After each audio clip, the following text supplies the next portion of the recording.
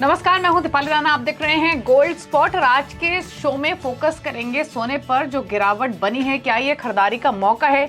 Medium term outlook सोने पर यहां से क्या निकल कर आ रहा है? एंट्री लेवल कौन सा बेहतर रहेगा एंट्री लेने के हिसाब से? इन सब पर हम बातचीत करेंगे। साथ ही बात करेंगे कच्चे तेल की, क्योंकि कच्चे तेल में हमने 74-75 तक के लेवल्स देखे हैं अंतर्राष्ट्रीय बाजारों में ब्रेंट पर। यहां से कच्चे तेल को कौन से फैक्टर सपोर्ट करेंगे, क्या इन्हीं स्तरों के आसपास टिका रहेगा, इस पर भी चर्चा करेंगे। और साथ ही बात करेंगे स्पाइसेस के, खासतौर से जीरे की, जहां पर हमने प्रॉफिट टेकिंग पिछले 2-3 सेशंस में आते हुए देखी और उस प्रॉफिट टेकिंग के बाद वापस से एक तेजी लौटती हुई दिखाई दी है। क्या ये नई तेजी के लिए तैयार हो रहा है जीरा? यहां से प्राइसेस और ऊपर जाएंगे। इस सब पर हम बातचीत करेंगे। हमारे साथ धन.co के डायरेक्टर जयप्रकाश गुप्ता, त्रिशूल एंटरप्राइजेस के CEO founder Rupesh Dalal, India Boolean and jewellers association के सेक्रेटरी सुरेंद्र मेहता बने हुए हैं। आप सभी का स्वागत है इस शो में। सबसे पहले तो बात सोने की ही करेंगे, जहां पर हमने थोड़ी मुनाफा वसूली देखी है। 60,400 के आसपास प्राइसेस बने हुए हैं। ऑल्दो 60,000 के ऊपर अभी भी इंटैक्ट है। ग्लोबल ग्रोथ को लेकर, इकोनॉमिक ग्रोथ को लेकर अभी भी अनसर्टेनिटी बनी हुई है, लेकिन जो ये थोड़ी बहुत नरमी हमने देखी है उसके पीछे डॉलर और बॉन्ड यील्ड की मूवमेंट एक मेजर रीजन रहा है। लेकिन प्राइसेस क्या यहां से और नीचे जाएंगे या ये बेहतर लेवल है खरीदारी करने का? इस पर करते हैं फोकस। सभी मेहमानों का स्वागत है इस शो में। जय, सबसे पहले आपके कमेंट। 60,200 के आसपास घरेलू बाजार में कारोबार कर रहा है। अंतर्राष्ट्रीय बाजार में 2,000 के नीचे प्राइसेस स्लिप होते हुए देखे हैं। क्या व्यू है प्राइस मूवमेंट के हिसाब से इन लेवल से? क्योंकि लैक ऑफ पॉजिटिव ट्रिगर्स की वजह से ये नरमी बनी है, या फिर डॉलर इंडेक्स का जो मूवमेंट है वो हावी हो रहा है फिलहाल? जी, गुड मॉर्निंग दीपाली। देखिए, डॉलर इंडेक्स एक बड़ा फैक्टर रहा है जिसके कारण प्राइसेस में थोड़ा दबाव देखने को मिला है। दूसरे फैक्टर्स ये भी हैं कि यहाँ पे अभी कोई रिसेंट कोई इस तरह के डेटा की उम्मीद नहीं है। अब जो डेटा आना है वो मंथ एंड और फर्स्ट वीक ऑफ जून में है, जिसके कारण भी एक थोड़ा सा लैक लस्टर सिचुएशन है। और तीसरा एक फैक्टर है कि यहाँ पे रुपी भी थोड़ा स्टेबल है, जिसके कारण घरेलू मार्केट में भी यहाँ पे बहुत ज्यादा बाउंस देखने को नहीं मिल रहा है। जहां तक फंडामेंटल्स की बात है, फंडामेंटल्स अभी भी इंटैक्ट पॉजिटिव हैं। बाई ऑन डिप्स की ही अपॉर्चुनिटी ढूंढनी चाहिए। लेकिन अगर लेवल्स की बात की जाए तो डॉलर टर्म्स में मुझे लगता है आई थिंक 1970, उसके बाद 1950 एक अहम सपोर्ट की तरह एक्ट कर सकता है। टिल दैट लेवल मुझे लगता है थोड़ा वेट एंड वॉच करना चाहिए। डॉलर इंडेक्स में भी जिस हिसाब से रुझान है, मुझे लगता है 105 106 डॉलर इंडेक्स देखने को मिल सकता है आने वाले दिनों में, जिसके कारण यहाँ पे गोल्ड एंड सिल्वर दोनों में प्रेशर रहेगा बिकॉज ऑफ डॉलर इंडेक्स में मजबूती के कारण। तो आई थिंक थोड़ा वेट करना चाहिए। यहाँ पे 40-50 डॉलर के करेक्शन पे ही यहाँ पे फिर से वापस एंट्री का सोचना चाहिए। ऑलराइट, तो थोड़ा सा इंतजार यहाँ पर किया जा सकता है। मुनाफा वसूली अच्छी खासी है। इसी हफ्ते की बात करें तो 2% यहाँ पर सोना गिर चुका है। इस साल में अब तक 10% की बढ़त के साथ कारोबार। सुरेंद्र जी, एक और चीज है और वो है भारत में गोल्ड का इंपोर्ट, जो कि हमने अप्रैल के महीने में 45% गिरते हुए देखा ईयर ऑन ईयर बेसिस पे। इंडियन बाइंग कैसे देखते हैं आप? मनीषा जी, जिस तरह से गोल्ड प्राइसेस पहले 62,000 की तरफ गए, ऑलमोस्ट 61,800 टच हुआ था, और उसके बाद अब इसके अंदर एक डिप आया है, तो उसके हिसाब से जो कस्टमर्स हैं वो वापस दुकानों में लौट रहे हैं और ग्राहकी बढ़ी है। आगे wedding season, full fledge wedding season है, वो भी एक मेजर रीजन है ग्राहकी बढ़ने का। तो और जहाँ तक गोल्ड इंपोर्ट कम हुए, उसका जो मेजर रीजन है वो ये है कि सरकार सेपा कॉम्प्रिहेंसिव एग्रीमेंट जो है यूएई के साथ में, उसमें 140 टन का अलॉटमेंट सरकार जैसे ही कर देगी तो वहां पर 1% ड्यूटी का फायदा होगा। तो इसकी वजह से गोल्ड इंपोर्ट डिप हुए थे। अब वो अलॉटमेंट होने के बाद में गोल्ड इंपोर्ट में बढ़ोतरी ऑटोमेटिकली होगी।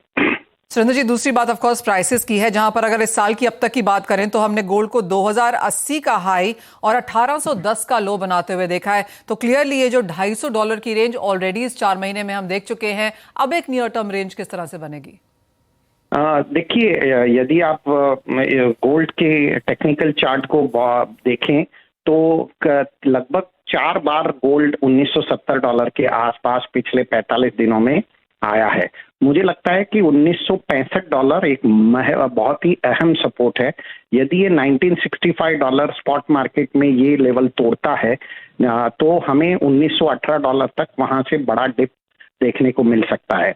जैसे मेरे कलीग ने भी बताया, मार्केट में ऐसी कोई न्यूज नहीं है फिलहाल कि जो गोल्ड के प्राइसेस को ऊपर लेकर जा सके, एक्सेप्ट एक जो फंडामेंटल हमें रिसेशन का जो एक डर बैठा हुआ है। लेकिन जिस तरह से यूएस डॉलर में रिकवरी हो रही है, वहां पे जो डेट सीलिंग को लेकर कंफ्यूजन बना हुआ है, यूएस बॉन्ड यील्ड में रिकवरी हो रही है, ये सब के मद्देनजर यूएस डॉलर जो है वो स्ट्रांग होता ही जा रहा है और उसकी वजह से गोल्ड प्राइसेस गिर रहे हैं। मैं मानता हूं कि एक जो बड़ी रेंज है वो $1965 से $2029 की स्पॉट मार्केट में रेंज अगले कुछ दिनों तक रहेगी और $1965 यदि तोड़ा उसने नीचे लेवल पर, तो वहां से नेक्स्ट सपोर्ट लेवल सीधा $1918 का ही मिलेगा। ओके मिस्टर मेहता, मैं एक क्वेश्चन वापस डिमांड पर आपसे पूछना चाहूंगी। अगर हम इस कैलेंडर ईयर के फर्स्ट क्वार्टर की बात करें यानी जनवरी टू मार्च, तो हमने डिमांड ड्रॉप होते हुए देखी इंडिया में 17% के आसपास, ना ही सिर्फ ज्वेलरी में बल्कि बार्स और कॉइन्स में भी। आपने कहा आगे आप अच्छी डिमांड एक्सपेक्ट कर रहे हैं, वेडिंग डिमांड भी यहाँ पर सपोर्ट करेगी, लेकिन अगर हम सेकेंड क्वार्टर की बात करें अप्रैल ऑनवर्ड्स कुछ डिमांड में इंप्रूवमेंट दिखी है या फिर जो इंप्रूवमेंट आगे एक्सपेक्टेड भी है वो बार्स कॉइन्स ज्वेलरी सभी सेगमेंट्स में रहेगी या फिर इन्वेस्टमेंट डिमांड या नेसेसिटी डिमांड दोनों में किस तरीके के वेरिएशंस एक्सपेक्टेड हैं? देखिए, जैसे मैंने पहले भी बताया कि गोल्ड प्राइसेस में हमेशा एक पैटर्न बनता है भारतीय बाजारों में, खास तौर पर एक बार प्राइसेस ऊपर जाएं और उसके बाद जैसे ही उसमें डिप आता है तो डिमांड बनती है। इसमें न सिर्फ इन्वेस्टमेंट डिमांड बनती है लेकिन जो ज्वेलरी की डिमांड है वो भी मजबूत होती है। और ज्वेलरी की डिमांड को जो दूसरे फैक्टर्स हैं, वेडिंग सीजन हैं या आगे जाकर फेस्टिवल सीजन है, ये सारी चीजें उसको बहुत प्रमोट करती है और उसकी वजह से ज्वेलरी की डिमांड भी बढ़ती है। फिलहाल हम पिछले चंद दिनों से देख रहे हैं, ऑलमोस्ट लास्ट 10 दिनों में हमने देखा है कि ज्वेलरी की डिमांड में काफी इजाफा हुआ है, बहुत ही डिमांड पिकअप हुई है। हर सेक्टर्स में और हर सेगमेंट के ज्वेलरी वापस बिकना शुरू हो गई है। खास तौर पे जो ब्राइडल सेल ज्वेलरी का सेल है वो बहुत ज्यादा बढ़ा है। Light weight jewellery as usual बढ़ेगी, थोड़ा सा वापस जून महीने में डिप आएगा बिकॉज वो एक जून से जुलाई महीना ऐसा पीरियड होता है जहाँ पे लोग अपने स्कूलिंग फीस और कॉलेज फीस का पेमेंट करते हैं, तो वो एक बड़ा पेमेंट वहाँ शिफ्ट होता है, लेकिन वहाँ उसके बाद डिमांड वापस बरकरार हो जाएगी। राइट, और प्राइसेस अच्छे खासे करेक्ट भी हुए हैं तो उसका फायदा भी यहाँ पर इंडियन कंज्यूमर्स उठाते हुए नजर आ रहे हैं। सुरेंद्र जी, बहुत शुक्रिया एज ऑलवेज साथ जुड़ने के लिए। ये तो बात हुई सोने की, जहां पर कुछ और करेक्शन की फिलहाल एक्सपेक्टेशन है, लेकिन करेक्शन कॉन्स्टेंटली यहाँ पर हमने मेटल्स में अब भी जारी होते हुए देखी है। कल करीबन 1 से 2.5% तक की गिरावट काफी सारे मेटल्स में देखने को मिली और जिस तरह से डॉलर की स्ट्रेंथ है, वीक चाइनीज डेटा है, उसका असर हम आज भी देख रहे हैं। यहाँ पर अगर जय देखा जाए तो 710 के बहुत करीब कॉपर है, जो कि एक काफी स्ट्रॉन्ग सपोर्ट के हिसाब से मोस्ट एनालिस्ट मानते आए हैं। अब इन करंट लेवल से क्या करने की राय है? जी मनीषा, देखिए आपके शो पे लास्ट वीक भी हम लोग ये चर्चा कर रहे थे कि मेटल्स में यहाँ पे कोई पॉजिटिव ट्रिगर नहीं दिख रहा है और प्राइसेस 720 तक की उम्मीद थी। मुझे लगता है प्राइसेस उसके नीचे भी ट्रेड कर रहा है। I think again wait on watch रखना चाहिए बाइंग करने से, क्योंकि जो नंबर्स आ रहे हैं, चाइना के नंबर्स वीक हैं, जो एक अनसर्टेनिटी है ग्लोबल स्लो डाउन रिसेशन को लेके वो अभी भी बरकरार है। तो जब तक ये अनसर्टेनिटी दूर नहीं होगी, यहाँ पे फ्रेश कोई डिमांड ऑफ टेक नहीं होगा और यहाँ पे इस तरह के लैकलस्टर सिचुएशन ही देखने को मिलेंगे। जहां तक कॉपर की बात है, मुझे लगता है यहाँ पे फर्दर गिरावट एक्सपेक्ट किया जा सकता है, आई थिंक 690 लेवल्स तक। तो फ्रेश बाइंग नहीं करनी चाहिए, यहाँ पे सेल ऑन राइज की अपॉर्चुनिटी ढूंढे।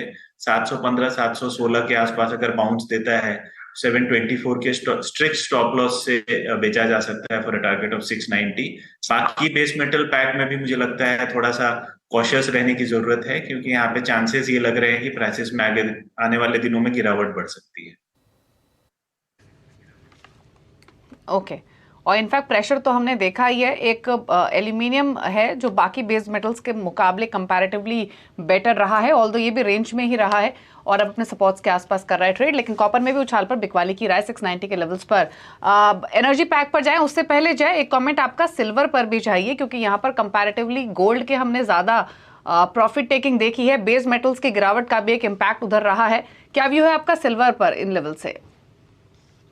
जी दीपाली, मुझे लगता है सिल्वर में भी थोड़ा सा कॉशियस अप्रोच रखना चाहिए। आई थिंक अगर यहाँ पे गोल्ड में भी सुस्ती है और बेस मेटल्स में गिरावट है, तो यहाँ पे सिल्वर पे भी उसका नेगेटिव असर जरूर देखने को मिलेगा। जहां तक लेवल्स की बात है, मुझे लगता है 69,000 से 69,500 तक का लेवल एक्सपेक्ट करके चला जा सकता है। डॉलर इंडेक्स का मजबूती एक मेजर ट्रिगर है इंटरनेशनल मार्केट में। घरेलू मार्केट में भी यहाँ पे रूपी थोड़ा सा स्टेबिलिटी दिखा रहा है, जिसके कारण भी प्राइसेस में घरेलू मार्केट में कम से कम बहुत ज्यादा अपसाइड नजर नहीं आ रहा है। तो आई थिंक थोड़ा वेट करना चाहिए। 69,500 एक फेयर प्राइस लगता है करंट फंडामेंटल सिनेरियो से, कि उस लेवल तक प्राइसेस जाता हुआ दिख रहा है मुझे। रुपेश, आपको भी लगता है चांदी 70,000 यहां पर तोड़ेगी? क्योंकि अब ज्यादा से ज्यादा रिपोर्ट्स ये बताने लगी हैं कि 68-69 की पॉसिबिलिटी यहां पर है। ओवरऑल देखें तो अभी जो सिल्वर की है, मुझे लग रहा है तेजी की रैली अभी भी खत्म नहीं हुई है, लेकिन एट प्रेजेंट जो हिसाब से इंटरनेशनल सिचुएशन चल रही है, वो हिसाब से ऐसा लग रहा है कि एक बार 70,000 तक का वेट करना चाहिए। 70,000 के नीचे आए तो एक बार धीरे धीरे करके बाइंग करना चाहिए। मुझे लग रहा है लॉन्ग टर्म में अभी भी एक बार 75,000 76,000 का लेवल दिख सकता है।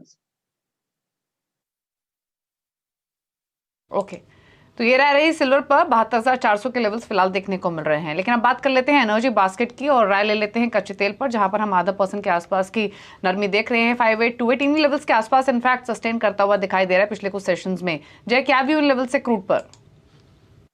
जी दीपाली, देखिए जो एक पॉजिटिव मोमेंटम बन रहा था ये कि यहाँ पे इमरजेंसी रिजर्व यूएस फिल करना चाह रहा है, और आई थिंक उसके कारण एक प्राइसेस में उछाल भी देखने को मिला था। लेकिन यहाँ पे डॉलर इंडेक्स की मजबूती, एपीआई के जो क्रूड के नंबर्स आए हैं उसमें भी लग रहा है यहाँ पे इन्वेंट्री में बढ़त है, और चाइना के वीकर डेटा, ये तीनों यहाँ पे अभी वे कर रहे हैं, और जो पॉजिटिव ट्रिगर था उस पे ये नेगेटिव न्यूज भारी पड़ रहा है। तो प्राइसेस यहाँ पे बहुत ज्यादा शार्प फॉल या कट मुझे नहीं नजर आ रहा है। ये बिल्कुल दायरे में ही आने वाले दिनों में भी ट्रेड कर सकता है। $73 से $78 अगर ब्रेंट की बात की जाए, मुझे लगता है यही दायरा रहना है। प्राइसेस में यहाँ पे नरमी जरूर रहेगी, बहुत ज्यादा बाउंस की उम्मीद नहीं है। तो प्रेशर यहां पर जारी रह सकता है और 75 के नीचे के फिलहाल यहां पर कारोबार भी हैं। जय, गैस के प्राइसेस आप कैसे देखेंगे? क्योंकि अभी भी यहां पर नरमी बरकरार है। ऑफ कोर्स $2 यहां पर होल्ड कर रहा है, $3 भी यहां पर होल्ड कर रहा है, लेकिन बहुत ज्यादा बढ़त नहीं। जी मनीषा, सबसे ज्यादा वॉलेटाइल कमोडिटी है। हम लोगों ने कल भी इसे 200 के ऊपर जाता हुआ देखा, फिर लेट इवनिंग सेशन में इसमें करेक्शन देखने को मिला। तो अगेन घरेलू मार्केट पे बात की जाए तो रेंज 185 से 200 का ही है। बहुत ज्यादा इसमें पॉजिटिव व्यू नहीं है मेरा। आई थिंक एक दायरे में कामकाज कर रहा है, तो कोई भी इसमें ट्रेड इनिशिएट करना चाहे तो बहुत सावधानी से और स्ट्रिक्ट स्टॉप लॉस के साथ ही ट्रेड करना चाहिए। ओके, तो ये स्ट्रैटेजी रही नेचुरल गैस पर, फिलहाल 193 के लेवल्स पर ट्रेड करते हुए दबाव के साथ डेज लो पर। शुक्रिया अजय आने के लिए शो में, ये सभी कमोडिटीज पर स्ट्रैटेजीज शेयर करने के लिए। एक ब्रेक के लिए रुक रहे हैं, रुपेश दलाल हमारे साथ बने हुए हैं। ब्रेक के उस पर फोकस करेंगे एग्री कमोडिटीज पर, खासतौर से चर्चा करेंगे सबसे पहले जीरे की, एक ब्रेक के बाद।